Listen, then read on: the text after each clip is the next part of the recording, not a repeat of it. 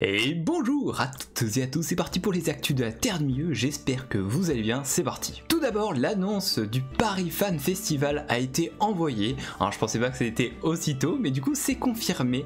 Nous serons le 27 et le 28 avril 2024 à Paris en compagnie de toute l'équipe. Donc évidemment il y aura Boulia des Mémoires de la Terre du Milieu, il y aura moi-même, il y aura Erentis de la chaîne Arda, Faustea, voilà, de son TikTok et à la fois de la nouvelle chaîne des Éco-Team Ladris, Galethorn que vous pourrez retrouver, enfin qui peut être petit partout, hein, Instagram, TikTok, YouTube, allez voir, Tolkien en bref avec Limbarié et Alexis, Ad Inmensum, donc Pauline et enfin Vardamir. Donc voilà, vous pouvez désormais déjà acheter vos places, hein, je vous mettrai le lien en description. Si vous les achetez maintenant, normalement elles seront moins chères, peut-être qu'on aura des places à faire gagner, alors ça on le saura je pense un mois avant du coup l'événement. En tout cas j'ai hâte, hein. N'hésitez pas à me dire en description si vous avez l'intention de venir, on fera plein de choses, jeux de société, événements, combats, photos, je ramènerai un ordi pour jouer à la bataille pour Terre du Milieu, enfin comme l'année dernière, allez voir la vidéo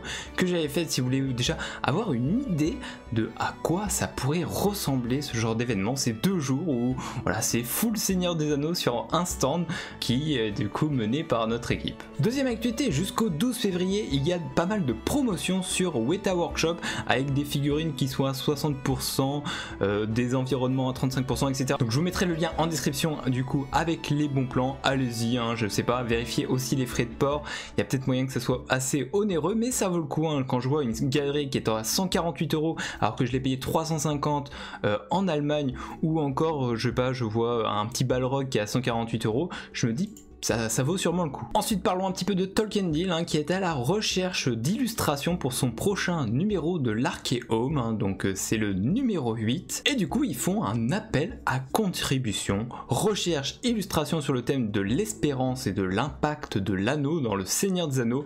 Donc il y a un petit email qui va s'afficher juste ici, il faut le faire avant le 1er mars, donc si vous êtes un artiste et que vous avez envie d'apporter votre contribution aux Archéomes, bah n'hésitez pas. Petite info qui m'a été envoyé par le Seigneur D, merci à lui, il y a des œufs en chocolat qui seront dans les carrefours en Espagne, et oui, pas en France, hein, je suis désolé, mais voilà, eux ils vont avoir la chance de pouvoir acheter des œufs en chocolat Seigneur des Anneaux à 10 € les 240 grammes, alors c'est pas 10 €, c'est 9,99 €, mais ça donne quand même envie. Moi aussi je veux acheter mon petit chocolat. Est-ce que vous aussi vous avez envie d'acheter votre chocolat? Eh bien moi j'ai envie d'acheter mon chocolat. Ensuite un autre partage qui m'a été envoyé par Kitarisu, donc c'est le compte The Middle Earth Fellowship sur Instagram, n'hésitez pas à suivre, hein, c'est un compte exceptionnel qui m'a envoyé que potentiellement il va y avoir une sortie prochainement de mini pop Seigneur des Anneaux. Alors maintenant il y a des pop et il y a les mini pop qui vont sortir, et du coup bah il y a une affiche avec du coup les différents personnages du Seigneur des Anneaux, donc encore une collection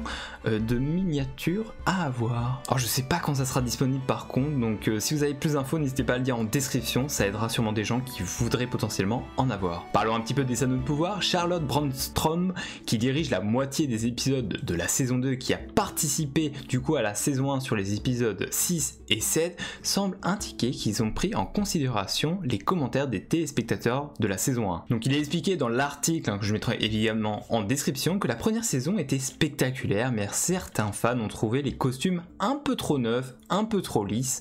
Donc la réalisatrice du coup suédoise Charlotte Brandstrom, qui lors d'une interview longue avec Moviezine a fait un petit commentaire là-dessus. Ce que je sais et que je peux confirmer, c'est que ce sera plus sombre, plus net et plus axé sur les personnages. Je pense vraiment que nous avons des épisodes très intéressants à venir. Je les ai vus partout à Noël, donc Noël 2023, juste les premiers montages. Je pense que ce sera une très bonne saison. Nous avons essayé de la rendre plus délabrée ou un peu plus sale, je suppose. Et pas au niveau de l'image, mais bien sûr plutôt pour la rendre plus authentique que possible. Nous avons également pas mal de rebondissements très surprenants. Donc par rapport à la saison 1, on avait eu du coup des showrunners de la série, hein, donc J.D. Payne et Patrick McKay, qui avaient nié avoir eux-mêmes reconnu que les costumes semblaient trop neufs. Parfois, les vêtements sont en fait neufs. Bon, du coup on sait que la moitié des épisodes seront réalisés par Charlotte Brandstrom, et du coup qu'ils ont pris en compte certains retours des téléspectateurs. On ne sait malheureusement toujours pas, on n'a pas de date, on n'a pas eu d'infos au Super Bowl quand on a une bande-annonce ou en tout cas un axe de sortie, hein. On sait que ça sera potentiellement soit fin 2024, donc entre septembre et décembre, ou peut-être début 2025. En tout cas moi j'ai hâte d'avoir des informations du coup sur la saison 2 quoi. Donc hier le 15 février nous avons eu un résultat qui est sorti sur Variety. Les résultats d'Embracer au 3e trimestre sont inférieurs aux attentes stimulées par les revenus de la licence autour du Seigneur des Anneaux. Donc comme vous le savez, Embracer est le nouveau propriétaire du Seigneur des Anneaux, en tout cas d'une partie des droits, et a révélé que ces résultats avaient été un petit peu en dessous de ce qu'ils pensaient avoir. Donc Embracer, c'est un conglomérat suédois de jeux vidéo qui a acquis les droits du Seigneur des Anneaux il y a un petit peu plus de 2 ans maintenant, et qui a fait l'objet d'un programme de restructuration assez sévère, en fermant pas mal de boîtes, ils sont en train de retravailler toute la structure globale de leur entreprise suite à l'acquisition de ces droits. Donc dans son dernier rapport publié jeudi, l'entreprise a révélé qu'elle avait supprimé 8% de ses effectifs mondiaux. Ce nombre n'inclut probablement pas ceux qui travaillaient en indépendant, ce qui est quand même assez énorme. Malgré cela, Wingfour a admis qu'il était peu probable que la société atteigne son objectif de réduire sa dette nette à 8 milliards, donc 761 millions de dollars d'ici le 31 mars. Il a averti qu'Embracer avait encore quelques processus de désinvestissement structurés plus importants en cours qui pourraient renforcer notre bilan. Donc Embracer, dirigé par le PDG Lars Wingfour, héberge son écurie de Tolkien IP, alors je sais pas trop ce que c'est, qui comprend également en gros le Hobbit et la Middle-earth Enterprise. Donc c'est sous sa division, et du coup le dernier rapport indique que sous cette division a enregistré une croissance de vente nette de 12% d'une année sur une autre. Alors ça c'est dû évidemment à la sortie des cartes Magic, c'est dû aussi du coup au jeu Retour en Moria, bon peut-être moins Gollum parce que je pense qu'il a fait quand même un flop, mais ça il en parle à la fin de l'article. Donc Wingfour a également déclaré que la société envisagerait la sortie prochaine en salle du préquel animé Le Seigneur des Anneaux, la guerre des Rohirrim.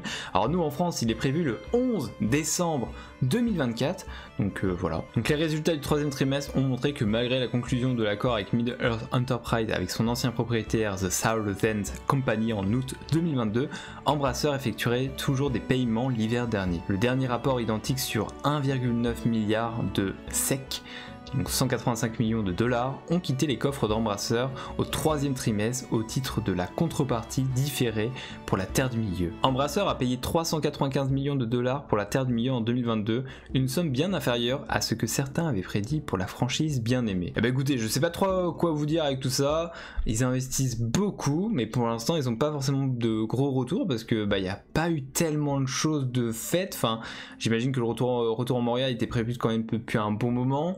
Le jeu Gollum un peu pareil, donc maintenant en fait on attend juste des nouveaux projets, vraiment des nouvelles choses dans l'univers, on attend que ça. Donc s'il vous plaît Embracer, faut y aller, faut lancer des projets, faut en parler sur les réseaux, faut lancer un peu la machine. Prochaine actualité sur des satellites, récemment le 25 janvier de cette année, la NASA a annoncé que le premier aéronef à voiture tournante sans pilote de l'histoire, donc Ingenuity, qui a décollé dans l'atmosphère de Mars, a subi des dommages fatals à ses pales lors de son dernier vol le 18 janvier 2024.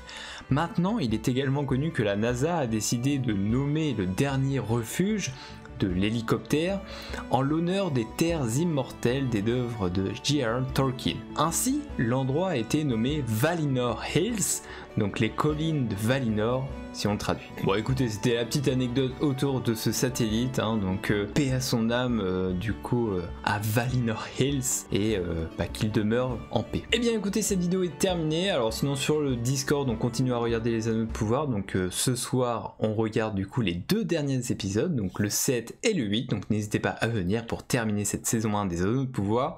Ensuite nous avons terminé également le tournoi La Reconquête de l'Anneau Unique, donc bravo à Gimli, allez voir voir la playlist, il y a tous les matchs qui sont disponibles, il y a un nouveau tournoi qui est en préparation, alors les inscriptions sont déjà en cours. Si vous êtes débutant et que vous voulez participer à un tournoi 2v2 sur du coup l'extension, vous pouvez vous inscrire soit avec un ami, soit directement en solo et on va essayer de faire des équipes équilibrées. Et bien voilà, n'hésitez pas à venir sur le Discord. Les inscriptions se terminent dimanche à 20 h.